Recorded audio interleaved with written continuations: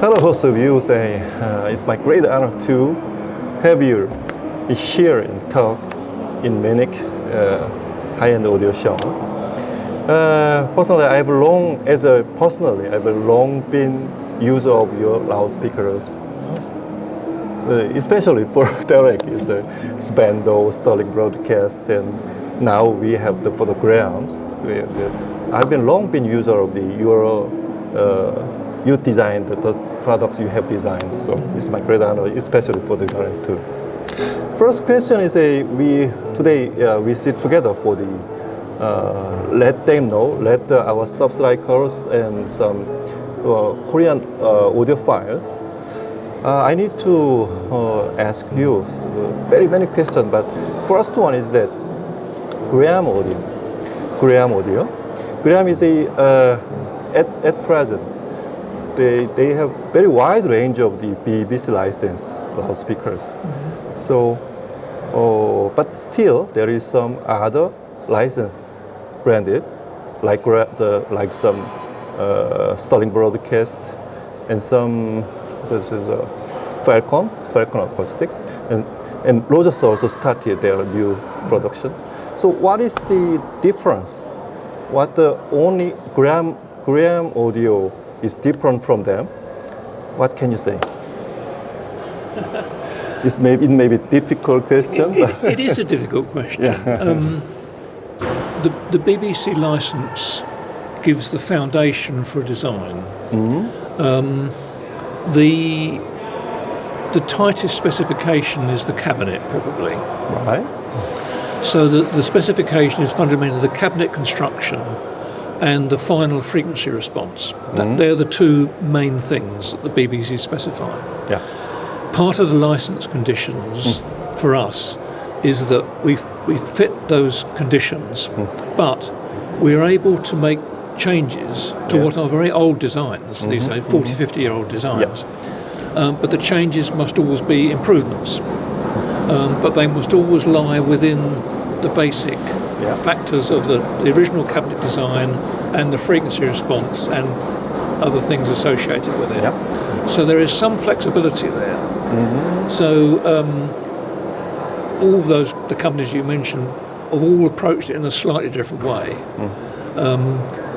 All of them hope to conform to the basic BBC specification. Yeah. And indeed the BBC are able at any time to come and take your product and check that it conforms. Right. And they should all do that. So the slight differences are largely because the KEF original drivers stopped being made. Sterling Broadcast, for example, were using the KEF drivers, then they stopped being made, so Doug Sterling asked me to redesign it with other drivers. So they're the differences, really. Obviously, those drivers aren't in existence anymore, so my approach would be to use different drivers, but we're still aiming for the same fundamental response and sound character of the original. Yeah. Biggest thing that Graham only has for the BBC licenseship is you have very wide range of the BBC speakers. Yes. Other brand companies has only one item, 3/5A, but you have very wide ranges. Yeah. Something like 5/9, 8/1. Yeah. So, what's your plan to expand more from all the BBC licenseship that has not been before? Right. You create something like that. So is there any plan to expand more, something like 9/1, 10/2, something like that? Well, we are making virtually all of the BBC designs for which there will be licenses. Right. The most recent design we've done is the LS51. Yeah. We do it in the floor mounting version. Right. And that's the furthest back we've gone. One of the interesting things is we started with the 5.9, which was the most recent BBC design, and we've gradually sort of worked backwards from that. And the LS51 is the oldest one that we could reasonably make. So we've more or less covered all the licensable BBC designs. And that's just a progressive thing. The LS59 was popular, the LS35A, the 5.8, and it was just logical to gradually expand the range to the BBC designs. But also we've also filled in gaps, if you like. Right. The first one, the LS35A and the 5.9, and then we produced the LS6, which was not a BBC design, but still using all the same principles, acoustic principles, as a fill-in. And again, that's what we've done with other models. Right. But always keeping the BBC principles to the fore in the design. Yeah, that's what I was impressed about your product ranges, because you suggest something to BBC, that something like that. We'll produce another one, so please admit our suggestion as a new design. So you will develop new one that has not been in the BBC licensing before. Yeah, that's very impressive thing. So, And also, personally, for the Paul, you have as far as I know, that you acquired all the licenseship again when you established the Graham Audio from the BBC for the term by merging the Swisstone, right? Well, I bought the Swisstone name because it was a limited company which wasn't being used. And Swisstone, I think I'm right in saying, was really Rogers drivers.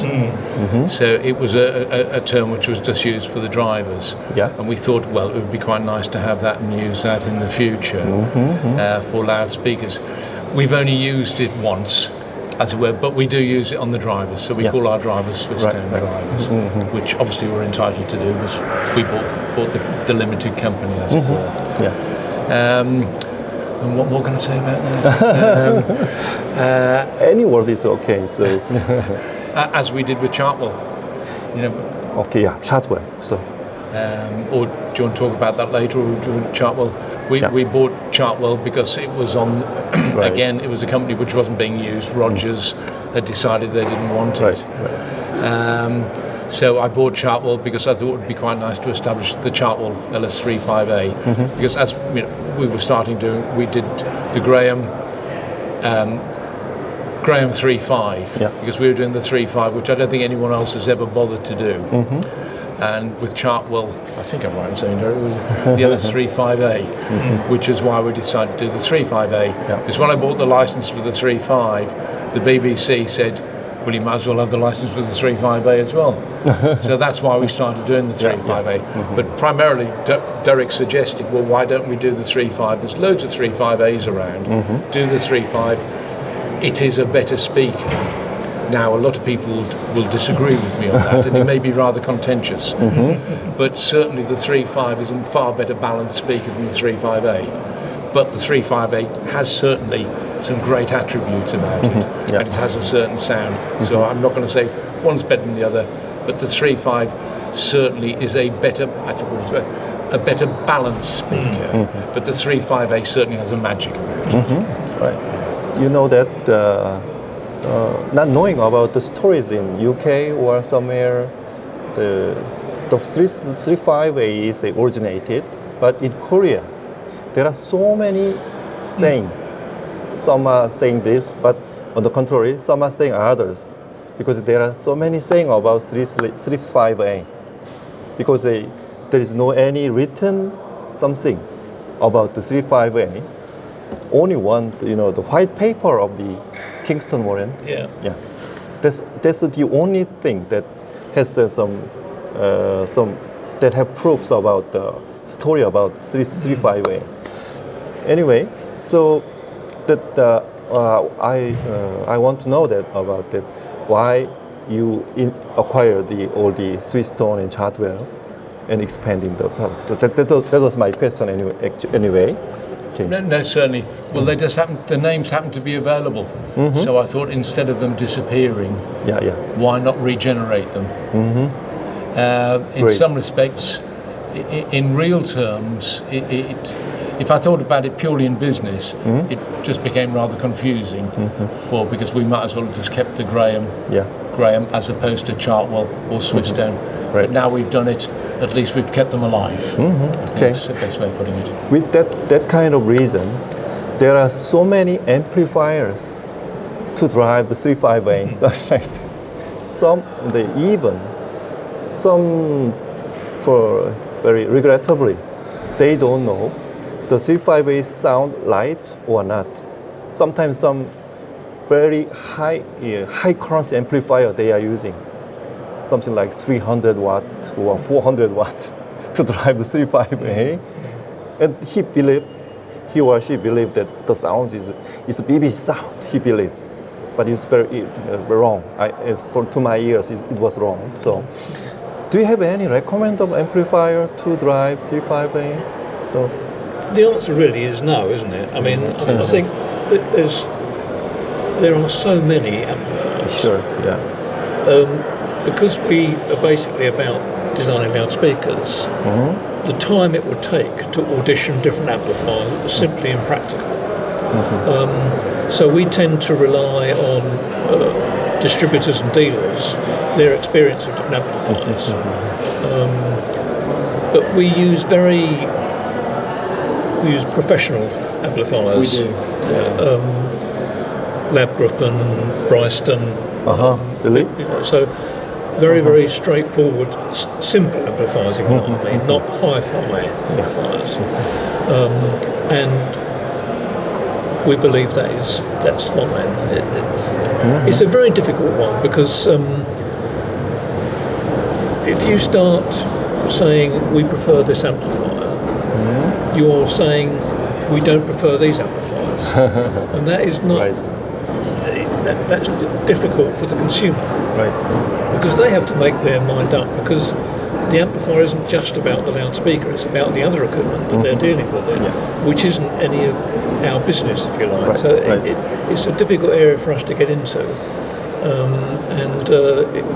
It's up to the dealers, the retailers, to work with the consumer to get the best match within their price range and things like that.